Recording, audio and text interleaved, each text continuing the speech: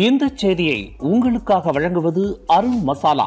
1983 ஆண்டிலிருந்து தரத்துடன் தன்மை மாறாத அறுசுவை சமையலுக்கான அருண் மசாலா.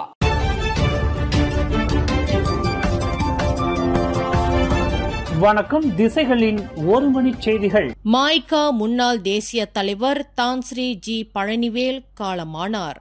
மாய்கா முன்னாள் தேசிய தலைவரும் இயற்கை வளம் மற்றும் சுற்றுச்சூழல் முன்னாள் அமைச்சருமான தான்ஸ்ரீ ஜி பழனிவேல் காலமானார். அவருக்கு வயது 75. கோலாலம்பூர் பெரிய மருத்துவமனையில் அனுமதிக்கப்பட்டிருந்த தான்ஸ்ரீ பழனிவேல் இன்று செவ்வாய்க்கிழமை காலை 8 மணியளவில் தனது இறுதி மூச்சை விட்டதாக மாய்கா தேசிய உதவி தலைவர் டத்தோ தி முருகையா பர்னாமாவிடம் தெரிவித்தார்.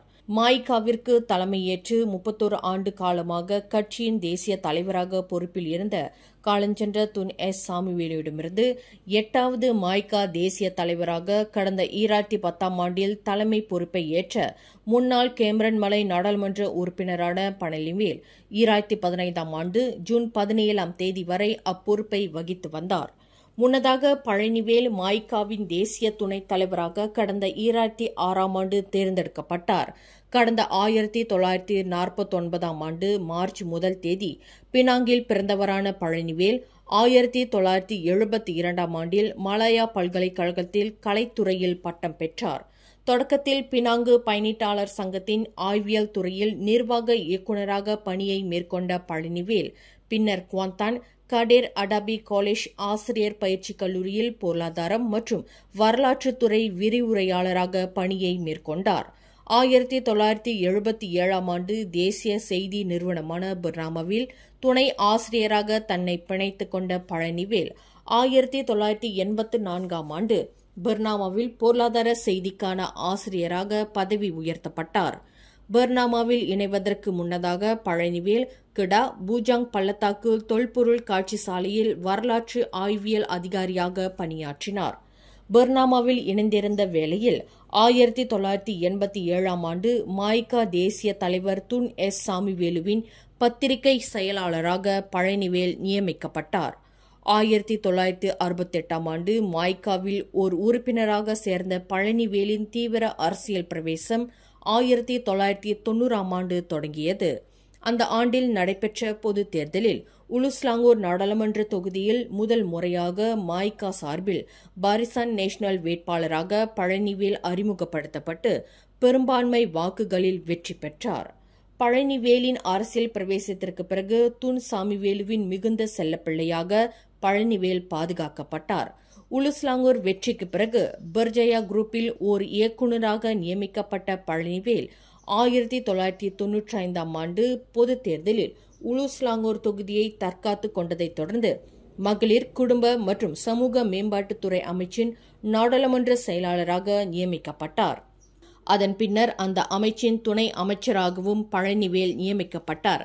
அதற்கு முன்னதாக அவர் தோட்டம் மற்றும் மூல தொழில்துறை துணை அமைச்சராக பதவி வகித்தார். 2010 ஆண்டு துன் சாமுவேலு பதவி விலகிய பின்னர் மாய்கா தேசிய தலைவராக நியமிக்கப்பட்ட பழனிவேல் 2008 ஆண்டு உலுஸ்லாங்கூர் நாடாளுமன்ற தொகுதியை தற்காத்துக் கொள்ள தவறினார். 2010 மாய்காவின் தேசிய தலைவராக பொறுப்பேற்ற பின்னர் முன்னாள் பிரதமர் டத்தோஸ்ரீ நஜீப் துன் ரசாக் தலைமைத்துவத்தில் பழனிவேல் ஒரு செனட்டராக நியமிக்கப்பட்டு பிரதமர் துறை அமைச்சராக நியமிக்கப்பட்டார். மாய்கா சார்பில் சிகாமாட் நாடாளுமன்ற உறுப்பினர் என்ற முறையில் 2008 ஆண்டு முதல் மனிதவள அமைச்சராக இருந்த கட்சியின் மூத்த உதவித் தலைவர் தான்ஸ்ரீ டாக்டர் எஸ் சுப்பிரமணியத்திற்கு அடுத்து மாய்கா மற்றொரு முழு அமைச்சர் பதவியை பழனிவேல் மூலம் பெற்றது. 34 ஆண்டுகளுக்கு முன்பு மாய்கா தேசிய தலைவர் தான்ஸ்ரீ வே மாணிக்க வாசகம் தலைமைத்துவத்தில் தான்ஸ்ரீ ஆதி நாகப்பன் மறைவின் மூலம் ஒரு முழு அமைச்சர் பதவியை மாய்கா இழந்தது. அதன் பின்னர் 2வது முழு அமைச்சர் பதவியை மாய்கா மீட்டது பழனிவேல் தலைமைத்துவத்தில்தான் என்பது வரலாற்று குறிப்பாகும். 2013 ஆண்டு பொதுத் தேர்தலில் கேமரன் மலை நாடாளுமன்ற தொகுதியில் பழனிவேல் வெற்றி பெற்றது மூலம் அவர் இயற்கை வளம் மற்றும் சுற்றுச்சூழல் அமைச்சராக பழனிவேல் நியமிக்கப்பட்டார். எனினும் கடந்த 2015 ஆண்டு மாய்கா தலைமைத்துவத்தில் ஏற்பட்ட நெருக்கடியை தொடர்ந்து ROS எனப்படும் தேசிய பதவி இலாகாவிற்கு எதிராக வழக்கு தொடுத்து கட்சி விவகாரத்தை நீதிமன்றத்துக்கு கொண்டு சென்றதால் பழனிவேல் தலைவர் பதவியிலிருந்து அகற்றப்பட்டதுடன் கட்சியிலிருந்து நீக்கப்பட்டார். காலஞ்சென்ற பழனிவேலிற்கு வான்ஸ்ரீ கனகம் என்ற மனைவியும் 4 மகன்களும் உள்ளனர். கோலாலம்பூர் செராஸ் ஜாலான் லாக் கியூபில் உள்ள ஒரு பேரங்காடி முன்புறம் இன்று காலையில் நிகழ்ந்த துப்பாக்கி சூட்டு சம்பவத்தில் 2 சுட்டு கொலை செய்யப்பட்டனர். தனி நபர்களை உள்ளடக்கிய கும்பல் ஒன்று இந்த தாக்குதலை மேற்கொண்டுள்ளது. அந்த பேரங்காடி முன்புறம் ஆடவர்களை உள்ளடக்கி கும்பல் ஒன்று சம்பந்தப்பட்ட நபர்களை நோக்கி சரமாரியாக துப்பாக்கி பிரயோகம் நடத்துவது அவ்வழியே கடந்த வாகனம் ஒன்றின் டேஷ்கேம் கேமராவில் பதிவாகியுள்ளது. அந்த காணொலி தற்போது சமூக வலைதளங்களில் பரவலாக பகிரப்பட்டு வருகிறது. கடந்த 5 நாட்களில் கோலாலம்பூர் மாநகரில் நிகழ்ந்த 2வது துப்பாக்கி சூட்டு சம்பவம் இதுவாகும்.